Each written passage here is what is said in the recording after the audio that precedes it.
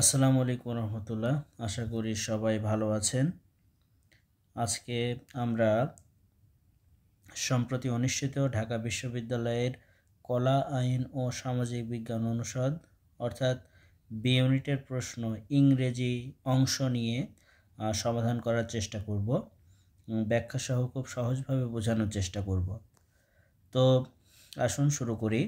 প্রথম যে প্রশ্নটা রয়েছে, many people dash fake news on social media which dash by checking carefully the source of information।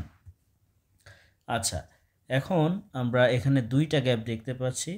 তো দুইটা গ্যাপই আমরা সহজভাবে পূরণ করার চেষ্টা করব।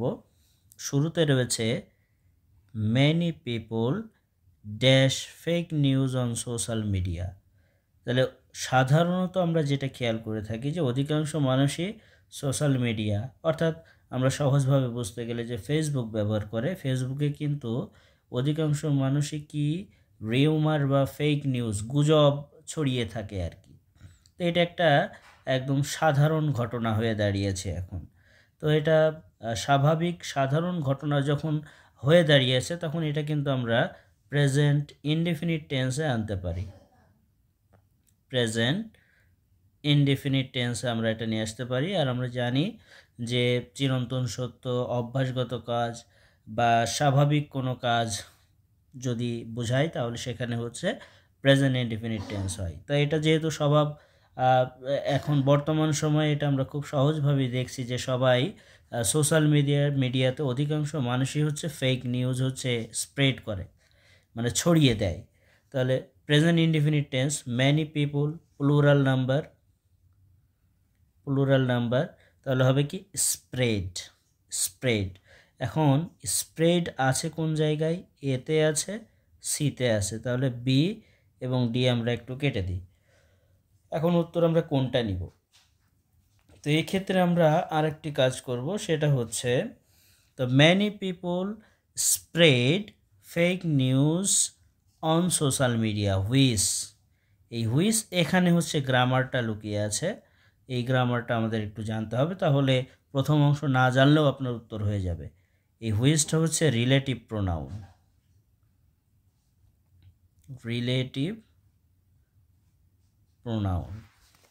তো আমরা জানি রিলেটিভ প্রোনাউন সর্বদা তার অ্যান্টিসিডেন্টকে অনুসরণ করে। রিলেটিভ প্রোনাউন সর্বদা তার অ্যান্টিসিডেন্টকে অনুসরণ করে এবং এই অ্যান্টিসিডেন্ট অনুযায়ী ভার্ব নির্ধারিত হবে। তাহলে এখন দেখুন অ্যান্টিসিডেন্টটা কে? তাহলে হুইচ হচ্ছে রিলেটিভ প্রোনাউন, এখন তার অ্যান্টিসিডেন্ট হচ্ছে তার পূর্বে বসেছে অন সোশ্যাল মিডিয়া। দেখেন অনের আগে কিন্তু প্রিপোজিশন আছে, আর সবসময় প্রিপোজিশনের পূর্বের অংশ সাবজেক্ট হয়। তাহলে এই হুইচের অ্যান্টিসিডেন্ট বা পূর্বপদ হচ্ছে ফেক নিউজ। এখন ফেক নিউজ অনুযায়ী আপনার ভার্ব নির্ধারিত হবে। ফেক নিউজের উপরে বেস করে ভার্ব নির্ধারিত হবে। তো ফেক নিউজকে যদি আমরা এখন সাবজেক্টের ভূমিকায় দেখতে পাই, তো ফেক নিউজ ব্যক্তি না বস্তু? বস্তু। যখন সেন্টেন্সে সাবজেক্ট বস্তু হয়ে যায় তখন তাকে প্যাসিভ করতে হয়, প্যাসিভ ভয়েস করতে হয়। অ্যান্ড প্যাসিভ ভয়েসে কে আছে একটু দেখি, আইডেন্টিফাই। এটা তো প্যাসিভ না, তার মানে এটাকে আমরা কেটে দিব। এবার দেখেন তাহলে সি নাম্বার উত্তর, এখানে ক্যান বি আইডেন্টিফাইড, এই অংশটা প্যাসিভ ভয়েস। আশা করি বুঝতে পেরেছেন। তাহলে উত্তর হবে হচ্ছে can be identified by checking carefully the source of information. 2 নম্বর প্রশ্ন বলছে হচ্ছে সার্টেন সিরিয়াস ডিজিজ, মানে হচ্ছে এখানে বোঝাচ্ছে হচ্ছে সিরিয়াস ডিজিজ মানে হচ্ছে যে গুরুতর রোগ, অর্থাৎ এখানে আমরা ধরে ফেলতে পারি ধরুন প্রাণঘাতী রোগ আমরা বুঝতেছি। গুরুতর রোগগুলো ক্যান বি সাকসেসফুলি ট্রিটেড, মানে সফলভাবে এটার চিকিৎসা করা সম্ভব। Dash detected in an initial stage, এর বাংলাটা হচ্ছে এরকম যে প্রাথমিক অবস্থায় যদি কোনো রোগকে আমরা আইডেন্টিফাই করতে পারি, তাহলে ওই রোগটা যদি সিরিয়াসও হয়, গুরুতর হয়, সেটার চিকিৎসা সম্ভব। তাহলে প্রাথমিক স্টেজে অর্থাৎ প্রারম্ভিক স্টেজের পর্যায়ে কোনো একটা রোগ যদি আমি এই যে কথা বলতে গিয়েই বললাম হচ্ছে যদি আমরা কি করতে পারি, আইডেন্টিফাই করতে পারি, ধরতে পারি, তাহলে তার সফলভাবে চিকিৎসা করা সম্ভব। যদি ইংলিশ কি, ইফ, এই জন্য উত্তর হবে ইফ। এখন কথা হচ্ছে এখানে গ্রামারটা এখানে একটা ব্যাপার আছে, সেটা হচ্ছে দেখেন এই যে ডিটেক্টেড লেখা আছে, এই ডিটেক্টেডের সাবজেক্ট কিন্তু এখানে নাই, এই অংশটা হচ্ছে উজ্জ আছে। এখানে আসলে এই ডিটেক্টেডের পূর্বে একটা বিষয় হওয়ার কথা, সেটা হচ্ছে কি দে আর। এই দে বলতে কাকে বোঝাচ্ছে? সিরিয়াস ডিজিজকে বোঝাচ্ছে। Certain serious diseases can be successfully treated if যদি they are detected in an initial stage। অর্থাৎ এই রোগগুলোকে যদি প্রারম্ভিক সময়েই আইডেন্টিফাই করা যায়, নির্ণয় করা যায়, তাহলে সেটার সফলভাবে চিকিৎসা দেওয়া সম্ভব। 3 নম্বর প্রশ্নটা এবার একটু দেখি, সেটা হচ্ছে I dash to call the customer service of my bank all morning। এটা হচ্ছে সময়ের ব্যাপ্তি বোঝাচ্ছে, সময়ের ব্যাপ্তি। ক্লাসে বারংবার বুঝিয়েছি টেন্স ক্লাস করানোর সময় যে সময়ের ব্যাপ্তি যদি থাকে তাহলে সেখানে হচ্ছে পারফেক্ট টেন্স হয়। এখন পারফেক্ট কন্টিনিউয়াস টেন্সও এখানে আসতে পারে, পারফেক্ট টেন্সও হতে পারে। এখন কথা হচ্ছে যে আমি কোন পারফেক্ট কন্টিনিউয়াস টেন্স দিব। তাহলে সময়ের ব্যাপ্তি যদি হয় তাহলে পারফেক্ট কন্টিনিউয়াস টেন্স হবে। এখন কোন পারফেক্ট কন্টিনিউয়াস টেন্স দিব সেটা পরবর্তী অংশ পড়লেই বুঝতে পারবো। But I can not present অংশে আছে, প্রেজেন্ট টেন্স। তাহলে আপনি এখানে হ্যাড বিন ট্রাইং দিতে পারবেন না, কারণ পরবর্তী অংশ আমাদেরকে ইঙ্গিত দিচ্ছে ক্যান নট আছে, তার মানে হ্যাড বিন হবে না, বাদ। এটা তো বাদ, পারফেক্ট টেন্স নাই, এটাও বাদ, পারফেক্ট টেন্স নাই, তার মানে ডি নম্বর উত্তর have been trying to call the customer service of my bank all morning। সারা সকাল জুড়ে সে তার ব্যাংকের কাস্টমার সার্ভিসে ফোন দেওয়ার ট্রাই করছে, চেষ্টা করছে। তাহলে হ্যাভ বিন ট্রাইং, অর্থাৎ 3 নম্বরের উত্তর হবে ডি। তাহলে আমরা বুঝে ফেললাম যে এখানে ক্যান দেখে আমরা নির্দেশ করেছি এটা প্রেজেন্ট পারফেক্ট কন্টিনিউয়াস টেন্স হবে। পরবর্তী প্রশ্ন অর্থাৎ 4 নম্বর প্রশ্ন আমরা দেখছি দ্য সিনোনিম অফ ডেভিয়েট। তার মানে এখানে আমাদের সমার্থক শব্দ বলেছে ডেভিয়েট শব্দটা। তো প্রথমত ডেভিয়েট শব্দটার অর্থ আমরা দেখব। ডেভিয়েট মানে হচ্ছে মূল বিষয় হতে বিচ্যুত হওয়া।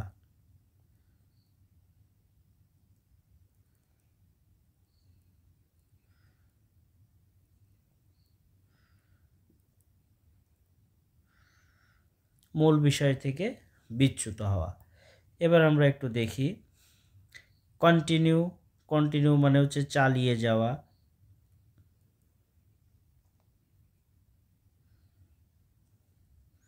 পারভেট শব্দের অর্থ হচ্ছে ছড়িয়ে যাওয়া, স্প্রেড।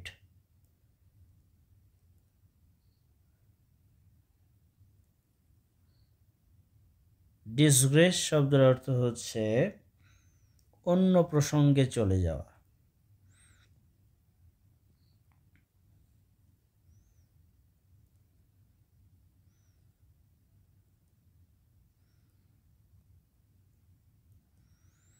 আর অল্টারনেট শব্দের অর্থ হচ্ছে বিকল্প করা,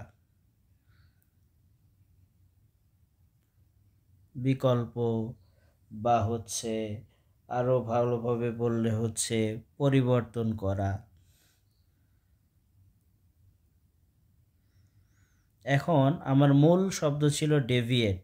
ডেভিয়েট মানে হচ্ছে মূল বিষয় হতে বিচ্যুত হওয়া, অর্থাৎ অন্য প্রসঙ্গে চলে যাওয়া। তাহলে উত্তর হচ্ছে এখানে ডিসগ্রেস। 5 নম্বর প্রশ্ন বলছে many people are increasingly interested in sustainable living, which has sparked a dash in eco-friendly product. প্রশ্নটি যদি একটু ব্যবচ্ছেদ করি, many people অসংখ্য মানুষ আর increasingly interested আগ্রহী in sustainable living. Sustainable living মানে হচ্ছে সহজ বাংলায় হচ্ছে টেকসই জীবনযাত্রা। এখন টেকসই শব্দটা কি আবার?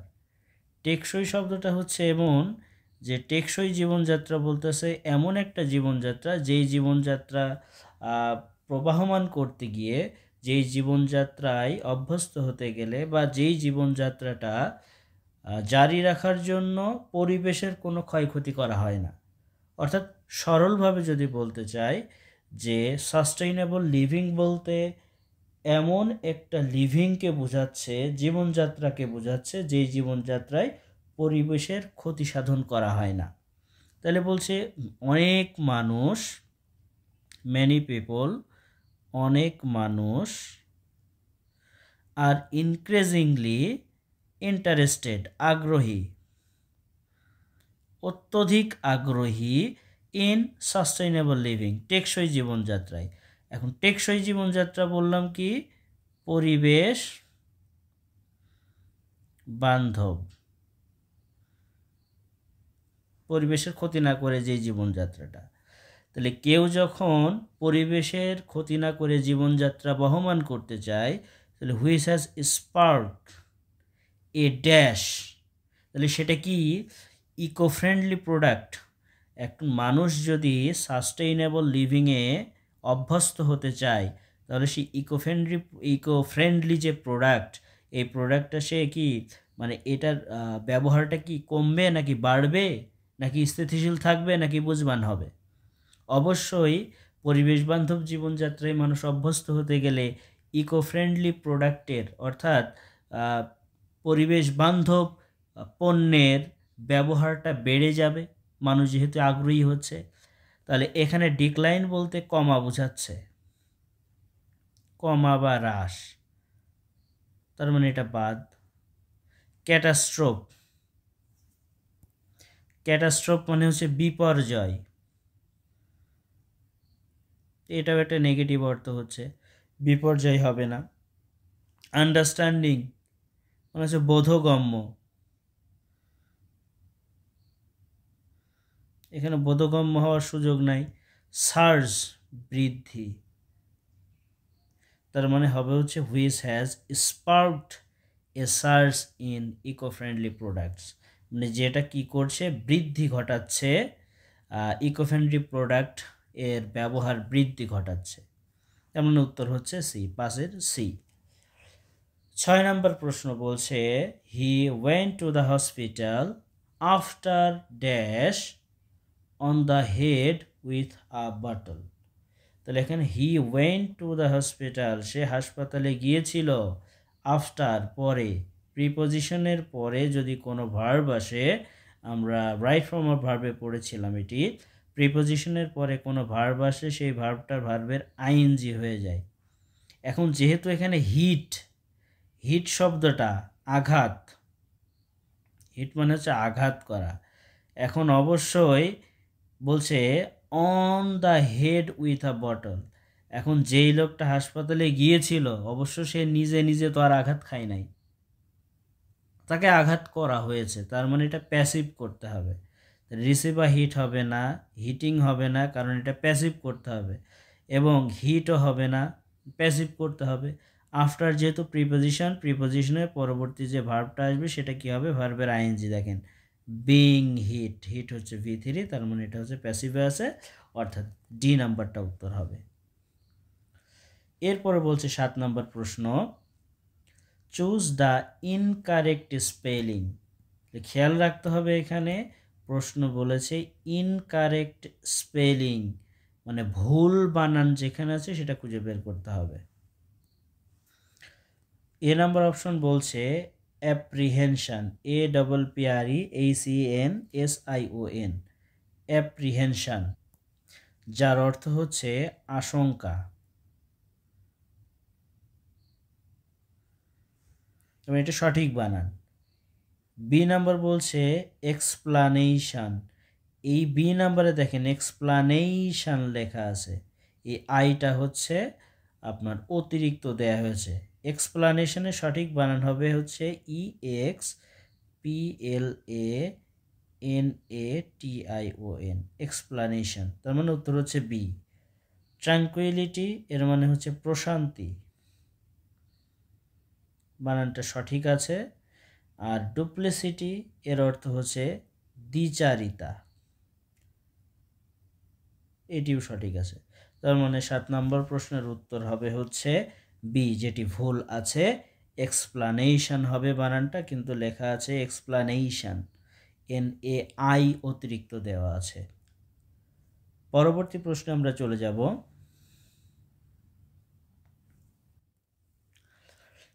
8 নম্বর প্রশ্ন। এখানে বলছে dash I am minor, I can not drive yet. তাহলে এই সেন্টেন্সটা আমরা গ্রামাটিক্যালি মানে উত্তর করতে পারি। যেমন দেখেন এই সেন্টেন্সে ফাইনাইট ভার্ব কয়টা আছে যদি আমরা একটু দেখি। যেমন আই অ্যাম হচ্ছে একটা finite verb. I can not হচ্ছে একটা ফাইনাইট ভার্ব। তাহলে এখানে ফাইনাইট ভার্ব হচ্ছে দুইটা, আর দুইটা ফাইনাইট ভার্ব মানে হচ্ছে দুইটা ক্লজ আছে সেন্টেন্সে। এখন সেন্টেন্সে একের অধিক ক্লজ যদি থাকে, আমরা 1 নম্বর লেকচারে পড়েছি, একের অধিক ক্লজ যদি থাকে তাহলে ওই সেন্টেন্সে অবশ্যই একটি ক্লজ মার্কার আনতে হবে। যেহেতু দুইটা ক্লজ আমরা এখানে পেয়েছি তাহলে ক্লজ মার্কার লাগবে। এখন অপশনে ক্লজ মার্কার আছে একটাই, সেটা হচ্ছে সিন্স। তার মানে উত্তর হচ্ছে সিন্স। এরপরে 9 নম্বর প্রশ্ন বলছে to have cold feet means. আচ্ছা, এখানে এই যে বলছে কোল্ড ফিট, এটা একটা ফ্রেজ অ্যান্ড ইডিয়মস। এর অর্থ হচ্ছে এই কোল্ড ফিট শব্দের মানে ফ্রেজ ইডিয়মসের অর্থ হচ্ছে বিচলিত হওয়া বা ভয় পাওয়া। বিচলিত হওয়া অথবা ভয় পাওয়া। এখন অপশন এতে বলছে টু ফিল কোল্ড, মানে ঠান্ডা অনুভব করা, ঠান্ডা অনুভব করা। এ নাম্বার বাদ। টু বিকাম বিজি, ব্যস্ত থাকা। বি নাম্বার বাদ। সি নাম্বার বলছে to become nervous, to become nervous মানে বিচলিত হওয়া, তার মানে উত্তর হচ্ছে সি। আর ডি নাম্বার বলছে টু ডিসএগ্রি, মানে কি কোনো বিষয়ে দ্বিমত পোষণ করা, তার মানে ডি নাম্বারও বাদ। তাহলে এখানে বলেছিল কি কোল্ড ফিট মানে হচ্ছে বিচলিত হওয়া বা ভয় পাওয়া। সি নাম্বার বলতেছে টু বিকাম নার্ভাস, বিচলিত হওয়া, মানে উত্তর হচ্ছে সি। এরপর 10 নম্বর বলছে dash the hustles and bustles of the city she has found a peaceful park to take rest.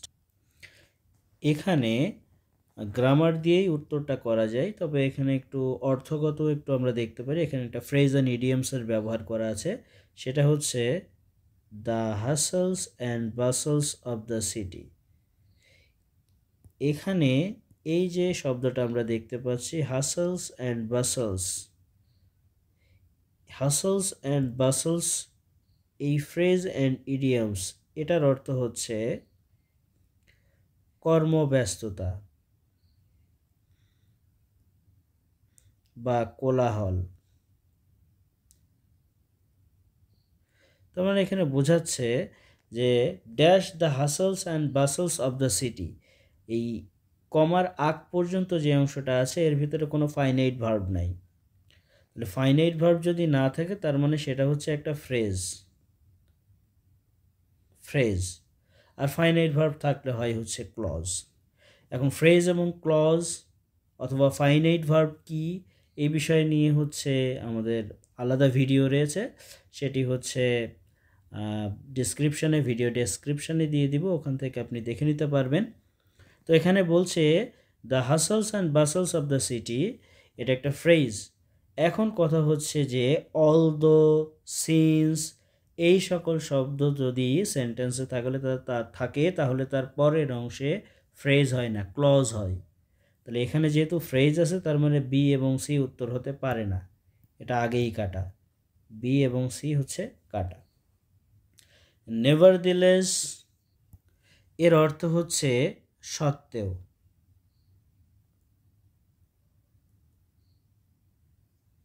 সত্ত্বেও। আর অ্যামিডস এটা হচ্ছে একটা প্রেপোজিশন। প্রেপোজিশন এর অর্থ হচ্ছে মধ্যে।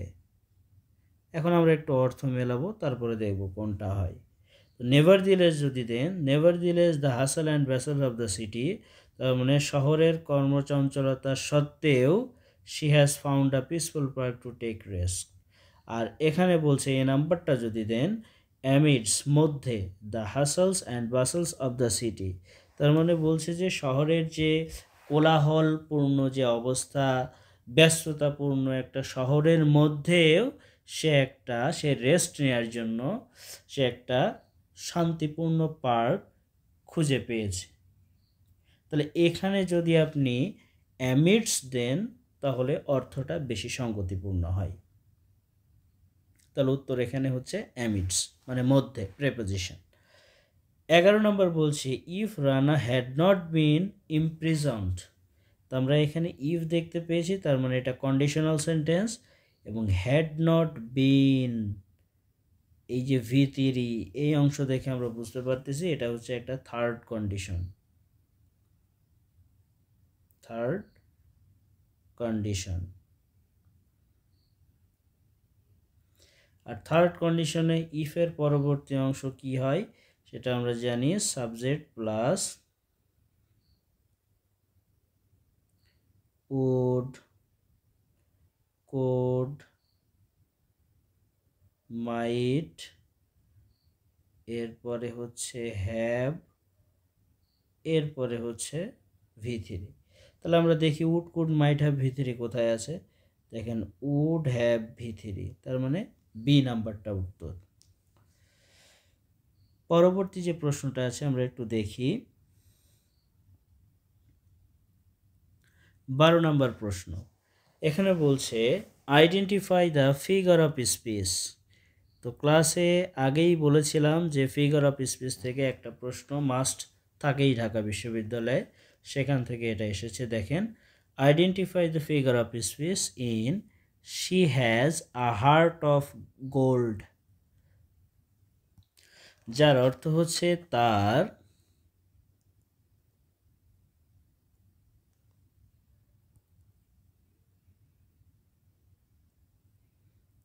স্বর্ণের মতো একটা হৃদয় আছে। তাহলে বললাম স্বর্ণের মতো। তো স্বর্ণের মতো যখন আমি বলছি তখন ইংলিশে যদি আমি লিখতে চাইতাম তাহলে কি হইতো, অ্যাজ অথবা লাইকের ব্যবহার করা উচিত ছিল, লাইক আ গোল্ড। বাট দেখেন এখানে বললাম স্বর্ণের মতো, কিন্তু এই সেন্টেন্সের মধ্যে আমরা অ্যাজ লাইকের ব্যবহার করি নাই। তাহলে অ্যাজ লাইকের ব্যবহার না করে মতো অর্থ দিলে সেটাকে বলা হয় মেটাফোর। অর্থাৎ এখানকার উত্তরটা হবে হচ্ছে এ, মেটাফোর হবে। 13 নম্বর প্রশ্ন বলেছে the antonym of rigorous. Antonym অর্থাৎ এখানে বলছে কি যে বিপরীত শব্দ বের করতে হবে রিগোরাসের। এখানে রিগোরাস শব্দটির অর্থ হচ্ছে কঠিন, তীব্র, কঠোর। এখন এর বিপরীত শব্দ চেয়েছে, চ্যালেঞ্জিং। চ্যালেঞ্জিং মানেও হচ্ছে কঠোর, তাহলে এটা তো স্যানোনিম হয়ে গেছে, সমর্থক শব্দ, তার মানে এটা বাদ। রেভেনাস এটার মানে হচ্ছে সুতীব্র, তীব্র, তাহলে এটাও বাদ। ডোমিনেটিং মানে হচ্ছে এটা বলা যায় হচ্ছে ডমিনেটিং শব্দের অর্থ হচ্ছে আধিপত্য বিস্তারকারী।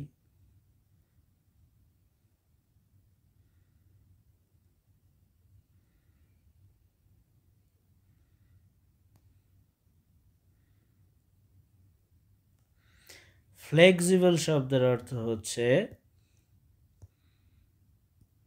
নমনীয়।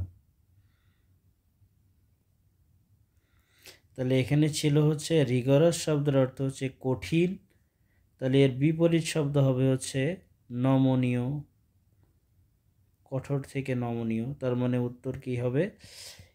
13 নম্বর প্রশ্নের উত্তর হবে হচ্ছে বি, ফ্লেক্সিবল। 14 নম্বর প্রশ্ন বলছে meet me dash the metro station by half an hour. The metro station, তো প্রিপোজিশন ক্লাস করার সময় এই জায়গাটা স্পষ্ট করে আমি বলেছিলাম যে কয়েকটা জিনিস লিখে দিয়েছিলাম, যে স্টেশন স্টেশন এরকম লিখেছিলাম যে কি বাস, রেল, এয়ারপোর্ট, এদের পূর্বে হচ্ছে অ্যাট বসে। মেট্রো স্টেশন আছে, তার মানে হবে হচ্ছে at the metro station by half an hour. এরপরে 15 নম্বর লাস্ট প্রশ্ন।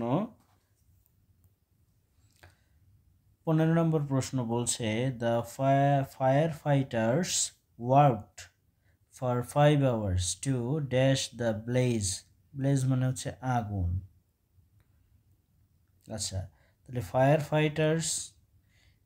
ফায়ার সার্ভিসের লোকজন কি করে? আগুন নেভানোর জন্য কাজ করে, নেভানোর জন্য। এখানে নেভানোকে বোঝাচ্ছে, আগুন নেভানো। তা এখন পুট অফ হয় না, পুট অফ হয় না, হয় হচ্ছে পুট ও ডবল এফ, পুট অফ, যার অর্থ হচ্ছে স্থগিত করা। তো প্রশ্ন দেখেই বুঝতে পারছেন যে এটা হচ্ছে একটা ফ্রেজাল ভার্ব থেকে এসেছে, অর্থাৎ এটা বলা যায় যে হচ্ছে গ্রুপ ভার্বও বলা হয়ে থাকে এগুলোকে। এখন বি নাম্বার বলছে পুট অন। তো পুট অন, যার অর্থ হচ্ছে ভান করা বা অ্যাজিউম, মনে করা।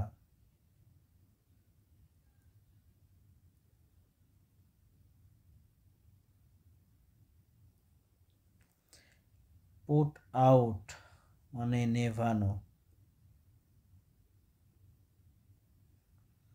তার মানে এখানে ছিল কি প্রশ্নটা, দ্য ফায়ার ফাইটার্স অর্থাৎ ফায়ার সার্ভিসের লোকজন কাজ করেছিল ফর 5 hours 5 ঘন্টা ধরে টু ড্যাশ দ্য ব্লেজ আগুন নেভাতে। তার মানে উত্তর হচ্ছে পুট আউট দ্য ব্লেজ। আর পুট ইন মানে হচ্ছে দাখিল করা, এটা একটা গ্রুপ ভার্বস থেকে আসছে, ফ্রেজাল ভার্বস, যেটির উত্তর হচ্ছে সি। পুট আউট মানে হচ্ছে নেভানো বা নিভিয়ে ফেলা, আগুন নিভিয়ে ফেলা। পুট আউট দ্য ব্লেজ মানে আগুন নিভিয়ে ফেলা। তো এই হচ্ছে আজকের প্রশ্নসহ মানে ব্যাখ্যাসহ সকল প্রশ্নের আমরা আনসার করলাম। প্রতিদিন ইংরেজি সম্বন্ধে জানতে বা ইংরেজি সম্বন্ধে নিজেকে যোগ্য করে তুলতে, গ্রামার নিয়ে এগিয়ে যেতে চ্যানেলটি ফলো করতে পারেন, সাবস্ক্রাইব করে রাখতে পারেন। আমরা প্রতিনিয়ত বিভিন্ন ধরনের প্রশ্ন দিয়ে গ্রামার ভিত্তিক প্রশ্ন আমরা এখানে আপলোড করব এবং পরীক্ষার আগ মুহূর্ত পর্যন্ত বিভিন্ন মডেল টেস্ট নিয়ে ব্যাখ্যাসহ আলোচনা এখানে আপলোড দিব। ততদিন পর্যন্ত ভালো থাকুন, সবাইকে ধন্যবাদ।